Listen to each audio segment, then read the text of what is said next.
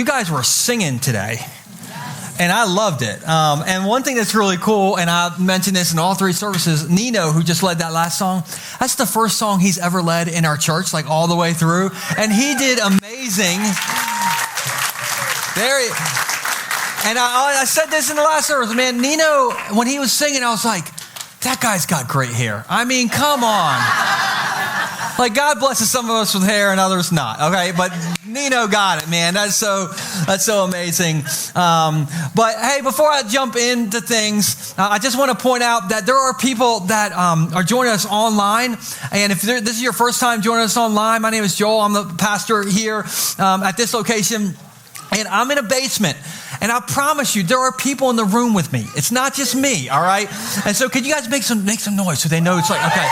See, they're in here, I told you. But thank you guys for tuning in. And let me start this way.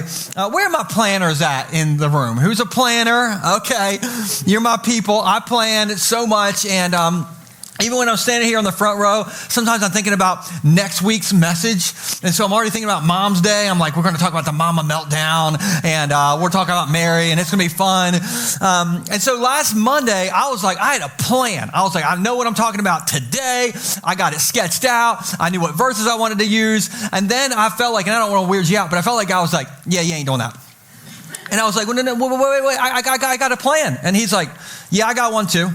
And my plan's different than yours. And so he's like, I want you to like recycle and refresh a message you did years ago. I'm like, a rerun, Lord? And he's like, yeah. And he said, you'll do it better this time, okay? So you just do what I say. I'm like, okay.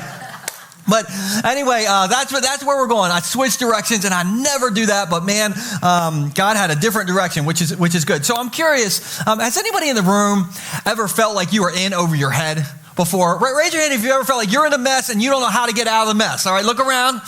All right, some of you're looking at your spouse and you're like, you are my mess. Now, speaking of spouses, I married the greatest woman of all time, okay? I got the greatest spouse. And some of you are like, no, I got the greatest spouse. No, you didn't. You got the second greatest. I got the greatest. And my wife is amazing. We got married in 2007. I was 25 years old. And when we got married, and I'm going to try to make this as positive as I can about me, all right? When we got married, I had a lot of upward potential in the domestication department. You know what I mean, guys? What I mean by that, this is my nice way of saying, I didn't know how to fold clothes right. I didn't know how to wash dishes right. I didn't know how to arrange the 987 pillows on our bed right. Why? Because no man knows how to arrange all these pillows. We don't know that the blue one goes beside the black one, and we don't know. And men in the room, just let's be honest, all right? How many of you would have a lot more money right now if it weren't for pillows and Marshalls? Come on, yes, all right. Only two of you, all right? The rest of you are, I guess, smarter to not raise your hand. But when we first got married, one thing I didn't know is I didn't know how to wash clothes right. I thought you washed clothes all together. You know, I went to Sunday school. We sang the song, red and yellow, black and white. They are precious in his sight. So you should just wash all your clothes together, all right? Or something like that. I just thought you put all the colors, red and yellow, but we would just put them all together. And Stacy was kind, but she was like, no. You got to have color piles. So many color piles. And I thought, that's a great idea for the detergent companies. Not a great idea for me, you know what I mean? But and this will be helpful. If you're married, this is maybe the most important part of the day for you. Sometimes you don't have to understand it logically. You just got to say, yes, ma'am, I will do whatever you say. Yes, babe. And smile on your face and frown in your heart. That's what you do. And so I started washing clothes separately. And so I did the laundry for a lot of years, and I still do a lot of times in our house. And I just separate them. You know, red and yellow, black and white, they're all precious in Stacy's sight. You know, I just separate them all. And so the first few years, our washing machine we were using like 7,000 times a week. I mean, that thing was getting used. And so after, a few years, the washing machine just wore out. And so it started leaking this like grease or oil into our clothes and staining our clothes. Now, I'm not saying that wouldn't have happened if we didn't overuse it.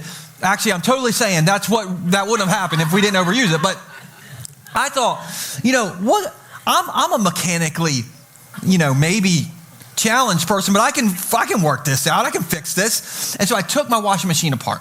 Has anybody ever seen the inside of a washing machine? Anybody? Okay, listen, there's two of us. It looks like the inside of a NASA spaceship. There's so many wires once you get into it.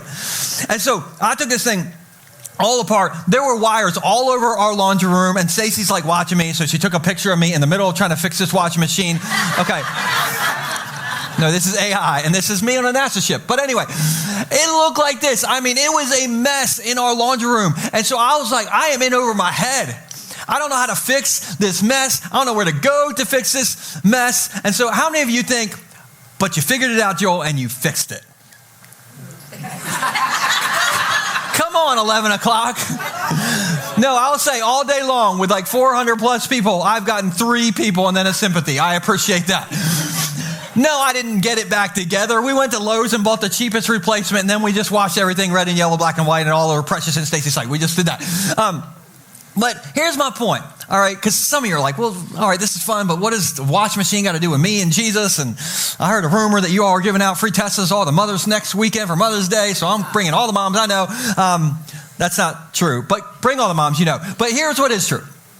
Sometimes we get ourselves in a mess in our life. Sometimes we get in over our heads and we're like, I don't know how to fix this. I don't know where to fix this, okay? And it is a mess, which is why I love our church so much, because when your life looks like my laundry room looked that one day, like a mess, this is a great place to come. And this is what Jesus said. Maybe you've heard this before. It's Matthew 11:28. Jesus said this. We'll throw it on the screen. By the way, if you don't have a Bible, we give out Bibles every week. We say this every week, but this is so important. We can't give away enough Bibles here. And so grab one when you leave. They're out in the lobby. Look just like this. But it's on the screen for you right now. This is what Jesus said. If you're living in a mess right now, or you're in over your head, Jesus says, come to me. You who are weary and burdened, and your life looks like my laundry room. It's just all over the place. And Jesus says, and I will give you rest. Everybody say rest. Rest. Listen, Jesus is the best stop for a rest stop when you are in over your head.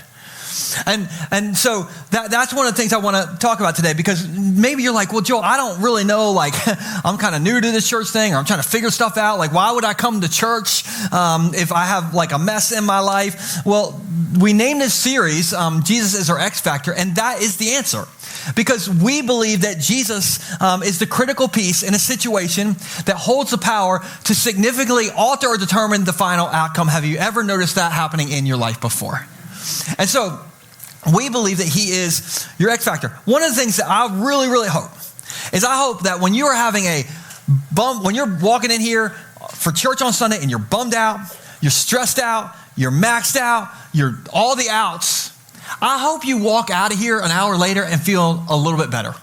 I hope you walk out of here an hour later and feel a little bit lighter. I hope you walk out of here an hour later and think, man, I just laughed at some dumb pastor jokes, but that's the first time I've laughed in the last week.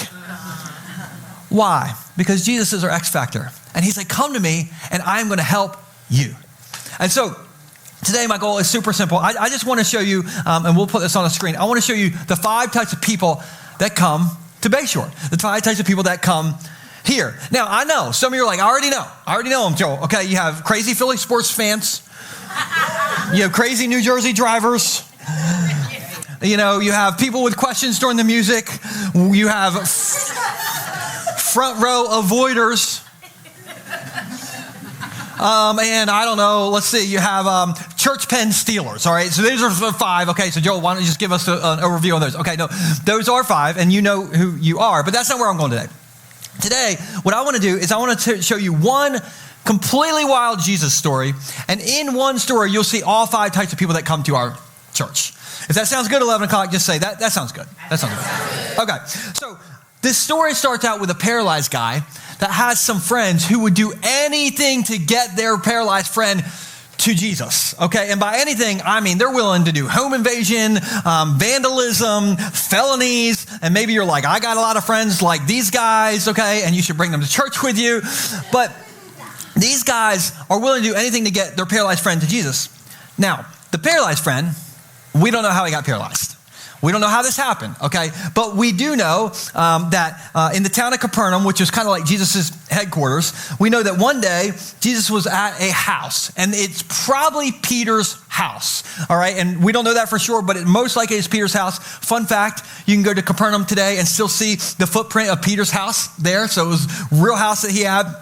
And so you have this house, and people find out that Jesus is at probably Peter's house. And Jesus is super popular at this point. And so this house gets packed. I mean, it just gets filled up. It's like the Giant and the Aldi after our church service gets out, okay? You all go grocery shopping, all right? This house gets so packed that there's no room out the door. People are throwing Peter's Chihuahua out the window to make some extra room. I mean, it is crazy town. And so that's where this story is. So this is in Mark chapter 2, starting in verse 2. It says, they gathered in such large numbers that there was no room left, not even outside the door. And we're talking about Jesus, he preached the word to them. Some men came, bringing to him a paralyzed man, carried by 4 of them. Since they could not get him to Jesus because of the crowd, they made an opening in the roof above Jesus by digging through it. Now, Peter, this is his roof. He's like, come on, man. You're digging a hole through my roof, all right? But they dug a hole through the roof, and then they lowered the mat the man was lying on. And then when Jesus saw their faith, he said to the paralyzed man, son, your sins are forgiven. Now, let's just stop there. We got to picture this 11 o'clock. All right, I just want you to imagine that this is Peter's house. Welcome to Peter's house. You're in the room right now, okay? And so just imagine this house. It is packed. Now, what's funny is there's kind of enough seats in this room for the first time. We've not had any space in our services for several weeks, but there's a little bit of space. But just imagine there's no space. Just imagine the person's arm hair next to you touches your arm hair during worship. This is a stretch, guys. But men, imagine there's one men's bathroom. That's all there is.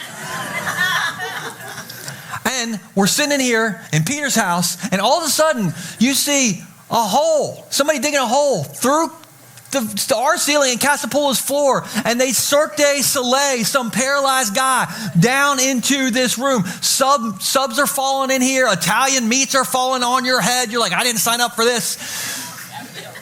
It's a wild story. Now, here's the thing. We just looked at 4 verses. We can already see 3 types of people that come to our church. And so let me kind of start breaking it down. All right, one type of person that comes to our church that we see in this story is we see someone in need. Now, you guys are smart. You're at 11 o'clock service. You got to sleep in today or whatever. You worked out already. So I got a question for you. Who is in need in this story? Or we're going to do this again. Who's in need in this story?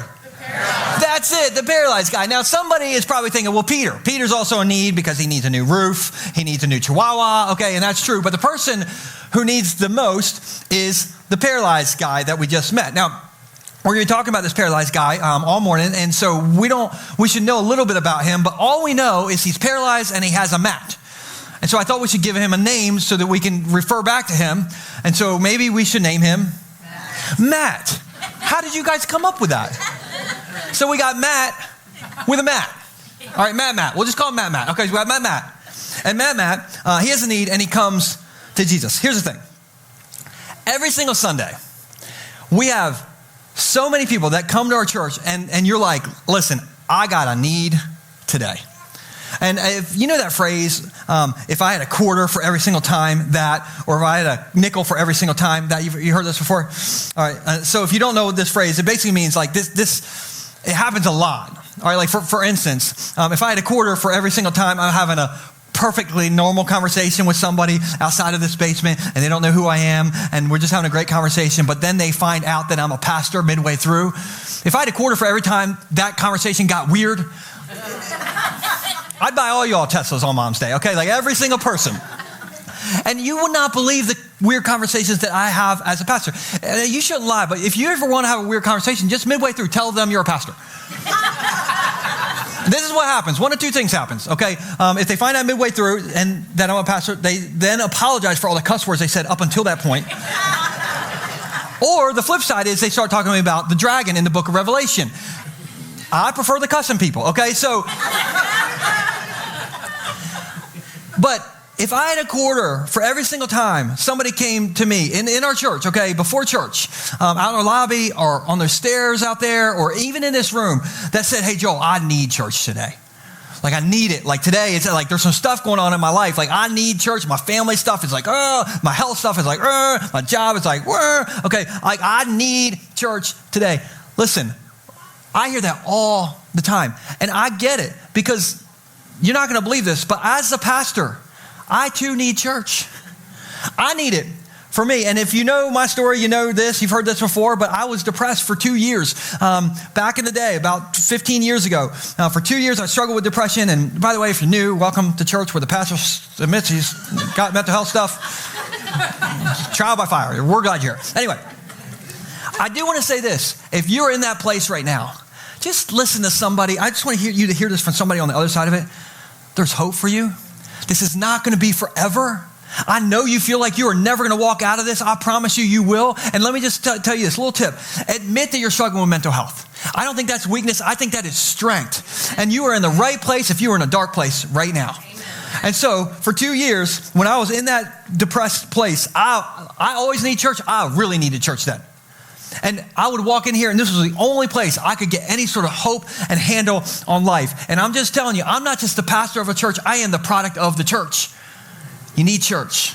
And so many of you, listen, when you are in a bad place or when you're in a struggling place, a great place to go is church. If you're a parent of a newborn child or even a 5-year-old or a 10-year-old or a 15-year-old or 20-year-old or 20, all the ages, okay? If you have a child and you need a little bit of a breather, you're stressed out to the max, you know a great place to go to get some help? Church.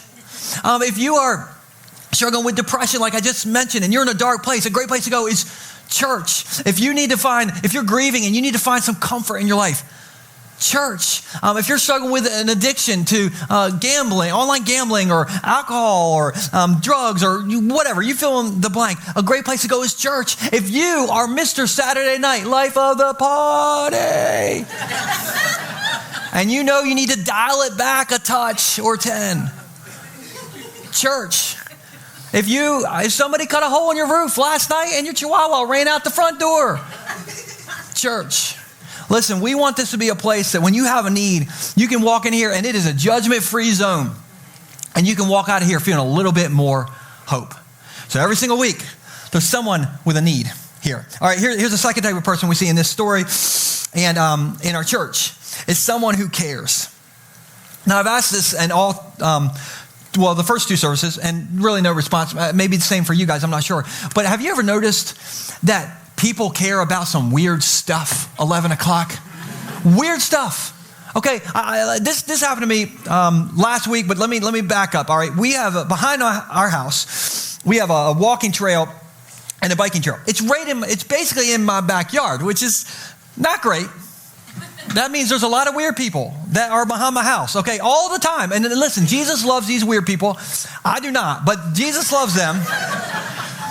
And so I remember when we moved into our house like 5 or 6 years ago, like we had been in, it's like the first week, we're like, what a great house. This is so amazing. And it really is. But one day I walked in my backyard. There's just some random old dude walking in the middle of my backyard, not on the trail, in the middle of my backyard. And I'm just like, and I was nice. I was like, can I help you? And he's like, no, I'm just checking things out. I'm like, well, the cops are about to be checking you out. Come on, man. And so it's just weird behind my house. And this almost same thing happened last weekend. Okay, so I was on the trail actually running, and I was coming back from a run, so I was kind of far off. And I see there's a lady in my yard. I'm like, again, come on. And this time, my wife and my boy Nixon were talking to this lady, and I'm protective of my family, okay? And so I'm running even harder to get to the house, and I'm thinking about all the ways I'm going to karate chop this Karen in my backyard. Like, I'm like loaded up, you know? I get up to her. Oh, I actually didn't even get up to her. Before I got to her, my boy Nixon yells, okay? He yells, Dad, this lady saved a possum. Now, that's a phrase I've never heard before. I've never heard that phrase. I didn't even know what that really meant. I mean, it sounds pretty obvious, but I'm like, I don't know what it means to save a possum.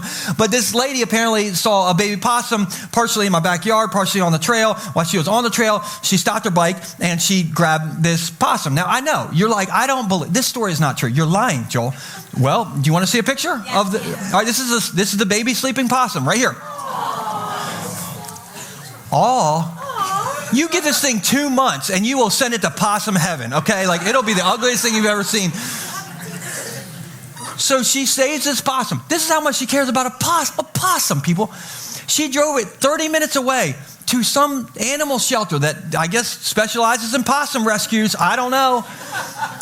She saved the possum's life. Okay, now would I have done that? I plead the fifth. I don't think so. But this lady cared about this possum. Now here's the thing. I don't know if you care about possums. I don't know. But here's what I do know. You are in a room full of people that really care. For real. I would bet you a pet possum. That you're sitting near somebody right now that you don't know it, but they care about you. Bay Shore people are the people I've never met people that care as much as Bay Shore people.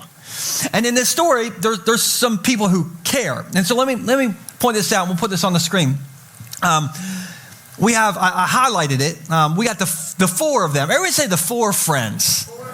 Okay, so we don't know their names any more than we knew Matt's name. We just gave them a name. So we should give these four friends a name. And I don't know, I think since it's maybe Cinco de Mayo week, we should call them the four amigos. Everybody say the four amigos. So we got the four amigos. Now, we know that they're going to carry Matt to Jesus. Now, here's what we don't know. We don't know how much Matt weighed. We don't know how far this journey would have been that they're carrying Matt to Jesus. We don't know if these four amigos were weightlifting amigos. But I do know that sometimes I carry too much groceries from my car to the house, and I got to take a little grocery break on top of the laundry or on top of our washing machine. Is this anybody else too much with the groceries? Okay, so these guys, they carry their friend on a distance that we don't even know by hand to get to Jesus. Do you think they care about him? Yes or no? Yes. And I was thinking about that aspect of the story this week, and it makes me think about you guys, because I feel like Bay Shore people would do that. Yes. And here's what I know, all right? I know that some of you need people, somebody to care for you in your life right now. We have so many ways to get people to you that care. Like, for instance, if you're lonely right now, and you're like, I just need to know some people. We have over 30 Bay Shore group leaders that would say to you today, hey, sign up for my group and come to my house. If you are just had a newborn baby, or you just got out of the hospital and you need some warm homemade meals, we have a care team of 22 people that will, they will drown you in breadsticks and lasagna. If you need prayer for anything and you go on our Church Center app and you just let us know, there are going to be 30 people that are going to be praying for you by the end of today. If you're listen, I'm just somebody who's just wrestling with my faith. I got questions. I don't really know what to do with them. This is the safest place in the world for you. We care about you. Why? Because Jesus cares about you. And that means we should care about each other. And you guys, I'm just proud of you because you do so well at this. And so here's another group of people that come to the church and come to, or are part of this story. Someone who was invited. Now let's do a poll. How many of you were invited here by someone, and a Google review will count as somebody? Let's just say that counts as somebody. Raise your hand. Okay. Look at this. It's amazing. A lot of you are here because you were invited here. Now, I have two of my favorite invite stories. They both happened around the same time a couple years ago. The first one was we got this voicemail at the church. And the voicemail, I would play it for you, but I can't because we're in church. And it was not a happy voicemail. All right, it was this local grocery store manager. And basically, if I were to play it for you, it would sound like beep, beep, beep, beep, beep, beep, beep, beep, beep. It was like Morse code. It was not great. And she was like, let me clean it up. But she basically was like, hey, I'm the local grocery store manager at so-and-so grocery store. And she said, we got your church's invite cards all over our store. She's like, they're in the produce section, they're in the kitty litter, they're in the bathrooms. She's just freaking out. She's listening to all these places. And then, no lie, this is what she said. She said, could you just get your people under control? I thought, you think I can control these people? Have you met Aaron? I can know. Can't control these people. Yeah, exactly. I can't. What do you want me to do? So that happened. Within a week or two, I got this other invite story, and it was from our family ministries director, Kristen, and one of her friends had sent her a picture of an invite card that she saw out and about, and she wrote on the picture some details. We'll put it up here. I spy with my little eye a Bay Shore invite at the gyno. Listen, you're not going to believe this. I didn't do that. This is not me, all right? But I looked at that and I was like, I've never been so proud of our church in my life, okay? That is amazing. And we have invite cards out in our lobby, by the way, a stand out there. You can grab our cards and listen, I'd rather you probably hand these to somebody than like crush the grocery and gynecologist's office, but you do you. But we have these invite cards out there. But here's the thing. You guys are incredible at inviting people to church. And let me show you something in this story, and we'll put this part of the story up on the screen. And I highlighted the word, the crowd. Everybody say the crowd. Now, how do you think this house got so packed with people that there's a line out the door and Peter's pet chihuahua got thrown out the window? Like, how do you think that happened? It happened because in the Capernaum gynecologist's office, there were a lot of, no, I'm just kidding.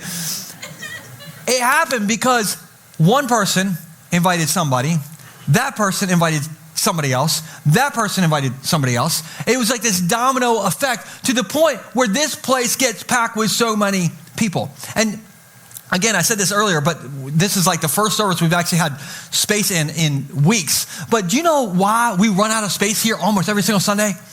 Because you guys keep inviting people. You keep inviting your family and your friends and your neighbors and maybe people who save possums in my backyard. We're glad to have them. You guys are so good at inviting people to church. Pastor Cotter is our Next Steps pastor, and he told me, emailed me this week, and he said, hey, Joel, I just wanted you to know, we've had 96 first-time guests that I have tracked in the last 4 weeks. 96 in the last 4 weeks. That is mind-blowing. Okay. And this is so cool to me. I 1,000% believe that heaven is going to be more crowded because of you guys inviting people.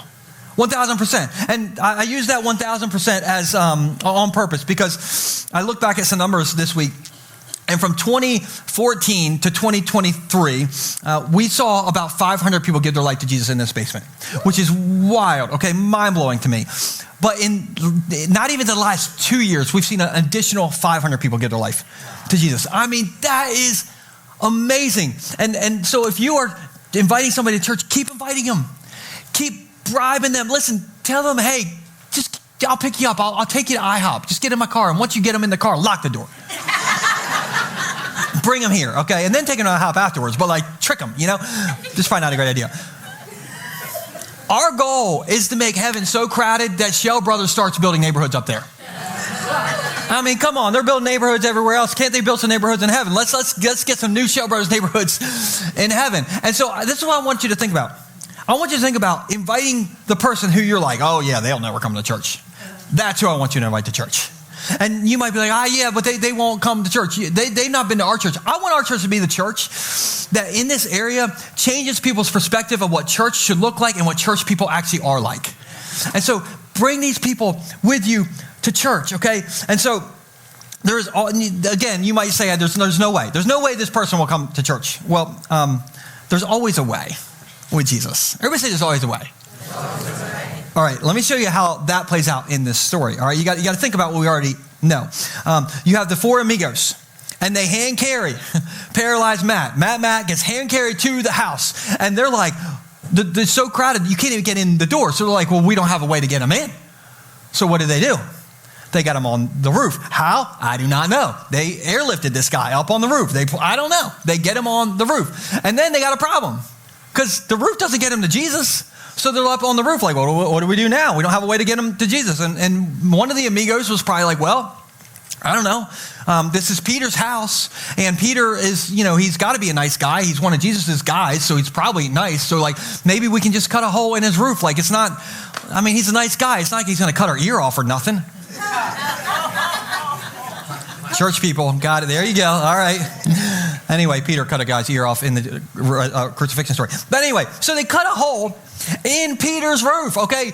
Dust is flying everywhere, but that doesn't get them into the room either. So they're like, okay, what do we do? Okay, so the four amigos are like, okay, I got a plan. You grab that arm. You grab that arm, you grab that leg, I'm going to grab this leg, and I don't know, we'll just try to get him in, we'll just go from there. We'll get him to the hole. So they pick him up, and they take him to the hole, and they start bending down, like, get him in there. And they're down as far as they can go. Now, how high are ceilings normally? 8, 9, 10 feet. Some of you got 22 feet ceilings. Must be nice. But, like, they're as far down as they can. His back is still, let's say, 6 feet off the ground. And they're like, well, we don't know what to do. And so the one amigo that is a little mean was like, well, he's already paralyzed. So let's just drop him on 3. 1, 2, 3, bam. Matt's in the room. And anyway, you're going to remember it, all right? How else did he get him down there? I mean, I've never seen anybody with 10-foot arms. Have you? I'm just saying. All right. But there's a point to my joke. There's always, every single time, a way to get your friends to Jesus. With God, nothing is impossible. And so if you've been inviting somebody and they haven't come, keep asking them. Keep inviting. Keep praying. Okay, the Casa Pools, I don't know if they're open yet, but they're about to be open for the season if they're not already. Just take them to Casa Pools at 11 o'clock, okay? Just say, hey, we're going to get subs, and then cut a hole in the floor. Push them in. Just put them in. Bring them out. I mean, whatever you got to do. And here's why it's worth all that craziness. Because check out what Jesus says to these 4 guys when they get Matt to him, okay? So verse 5, it says this. It says, when Jesus saw their faith, he said to the paralyzed man, son, your sins are forgiven. And spoiler alert, like Jesus heals him at the end, he ends up walking. But this part is the greatest miracle in the story, that his sins are forgiven. Now, quick question. Can you see faith? Like, I thought faith was what you couldn't see, but that's not what Jesus said. Jesus, he said he saw their faith. And here's the thing. I have seen faith in action. Haven't you? It makes me think of a guy named Bernard. And speaking of inviting, Bernard's granddaughter, Jordan, comes to our church.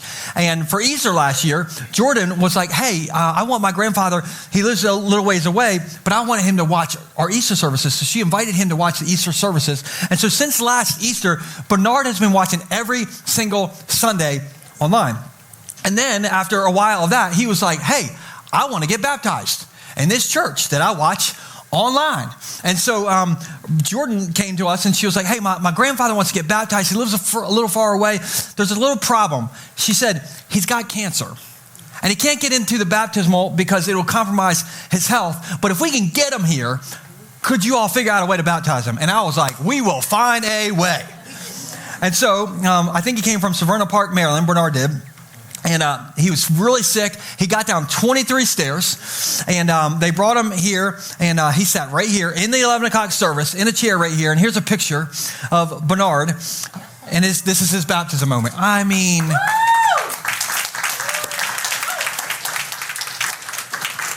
can you see his faith in action? And this man like inspires me. I thought about him this week because Jordan had reached out to me and said that he's in hospice care now. And that breaks my heart. But the other side of me is thinking, we saw him make this decision to get baptized and go public with his faith. And so, yes, he's not in a good place right now, but he's going to be in a good place. He's going to be in heaven, and he's going to be a brand new Bernard. And so, like, I love seeing faith. And I just want you to know, like, when I look at you guys, I see your faith. I see your faith. I see your faith in the way that we have a lot of young families that come to our church. You prioritize church, even though your life is crazy busy. I see your faith. I see your faith in the way that you guys sing songs. We sing songs sometimes, and I don't know about you, but sometimes I don't know the lyrics. And if we're a little slow on the lyrics, I just start making stuff up. But you guys make stuff up with me, like you sing. I see your faith, okay? I see your faith in the way that you guys are generous and you give to our future and you give to the vision of this church. I see your faith in the way that you allow us to be a church that unchurched people like to come to. I see your faith in the way that you guys invite people here. I see your faith in the way that you guys volunteer. I was standing on the front row today for all 3 services, and I thought about 2 people up here, and they're all amazing, but I always talk about Jen Reed, who's over here. She's a single mom, and on Sundays, she wakes up at 3:30 in the morning to start practicing. And then she gets her daughter, Brooklyn, up. And then Brooklyn and Jen come to all 3 services. And Jen's still here. She gets here. She's here for 7 hours every single Sunday and wakes up at 3:30 in the morning to get up here. And I see your faith, Jen. It's so cool. I see Fred up here. Fred, who I mentioned a few weeks ago, he's covered in cancer, in a chemo rash. Covered in it, head to toe. You can't keep that man off this stage. I see his faith. And I just want you to know I'm so proud of our church because I see your faith. I see your faith. And when Jesus sees their faith, that's when the biggest miracle happens in the story. Now, I know some of you are like, I see that you're only on 3 types of people that come to our church, and you said 5, and it is lunchtime. So would you hurry it along, Pastor? And that kind of sets up the 4th person that comes to our church. But let me read you a verse that supports this verse. This is what happens. Okay, so Jesus heals this guy, and he says he heals him from his sins. He says, "Sons, your sins are forgiven." Here's what happens next in verse 6. Now, some teachers of the law. Okay, when you hear teachers of the law in the Bible, you just hear Jaws music like da-na, da-na. These are the bad guys. Okay, they were sitting there thinking to themselves, why does this fellow Jesus talk like that? He's blaspheming. Who can forgive sins but God alone? And that brings me to the 4th type of person who comes to our church and comes to every church, and that is this. We'll put it on the screen. Someone who's critical. Womp womp. Now, listen, don't point, and I'm going to be positive. I promise. But I know. After church, some of you get in your car, and it's like a critic fest, and it's like, I don't know why they didn't sing that Brandon Lake song. I thought they were going to sing the Brandon Lake song I wanted to hear, and the music is too loud. I don't know what's up with that fog, and the translation he used, and I don't know why they got to fill up the baptismal so much. Like, people need water, and there's like, I don't know. Listen, I don't know what you say in your cars, and it's fine. But I do know that we're not a perfect church. I do know that I am not a perfect pastor. I never will be. And that might be bad news to you, but you should know. Don't follow me. That will be a disaster. Follow Jesus. Jesus is and will always be the CEO of this church. And even though we are not perfect, we will always, every single time, point you to Jesus, and he is the only perfect one. So let me keep moving, because the critical people are like, listen, come on. All right, So after Matt gets dropped from the ceiling, okay, here's what perfect Jesus does. Verse 10. So he said to the man, after being criticized by the religious leaders, Jesus says to the man, I tell you, get up, take your mat and go home. He got up, he took his mat, and he walked out in full view of them all. And this amazed everyone. Everybody say everyone. It amazed everyone. And they praised God, saying, we have never seen anything like this. And that's the moment that Matt became Matt. Because Matt experienced Jesus. And here's what I know. It is impossible to experience Jesus and not change. There's a reason in bright orange letters out in our lobby, we have it on our wallpaper, Jesus changes everything. Because we believe it's impossible to experience Jesus and not change, which is why the 5th group of people that comes to our church is everyone. Okay, and we'll put this on the screen. Okay, the 5th group is we are all someone who has and can be changed. And I look at our church. I've done this all 3 services. So many of you are changed, and so many of you are changing. And I thought about ending on that. It would be so easy for me to go around the room and be like, Barb, you changed, and you have, and Aaron, you changed. Like, I could go around. We could do that. We could do the you change and you change. You sound like Oprah in here, like, we could do that. But I thought about taking it in a different direction. And I want to ask you guys a question. It's kind of a trick question, but go back to the house, okay? The packed house. There's all these people there. It's crazy. All right. It's just wild. All these people that are there. Who don't you see there? Who isn't at the house? And it's a trick question, but like the people you don't see in the story, the people you don't see in the house are the people who aren't there. I'm very deep, all right? So, but this week, I just kept on thinking, I want to see the people that aren't here yet. I want to see them. I want to picture them. I want to see your family. I want to see your friends. I want to see your neighbors. I want to see the skeptics in your life. I want to see the people who are angry at God in your life. I want to see crazy possum people, even Steelers fans. I want to see them. I want to see them in here. And some Sundays we're so packed, I don't know where we're going to put them. And I don't care. We'll figure that out. There's always a way, right? But I want to see them. I want you to picture them here yourself. We were meeting with our team on Monday, and we always have a meeting on Monday. And this past Monday, I was about to walk out, and I don't know how, we always got talking about weird stuff. So we're talking about something, and we started talking about the new building. And just in case you can't picture it, here's a picture of our new building. which, man, if it looks 25% as cool as that, this looks great. And I don't know, guys, what I see when I see this picture, more toilets. Maybe 4 toilets, maybe 6, maybe a urinal. I don't want to get greedy, but we were sitting there talking and we're dreaming and we're like, oh, it's going to be great. You know, there's going to be maybe 3 times as many 3 times as much square footage, and we'll have a balcony in the auditorium, hopefully, and 6 kids' classrooms and all. We're just dreaming, and that's great. I think that's great. All right, I do. To me, that's not what it's about. I just kept on thinking, I want to see all these people walking into that new building. That's what it is. That's my thing. That's why I want it. I don't want it because like the ivy on the top is really cool, and it is, and I don't know what kind of hydrangeas are here. I don't know. I want to see the people. I want to see your people. I want to see you, but I want to see the people I don't see yet.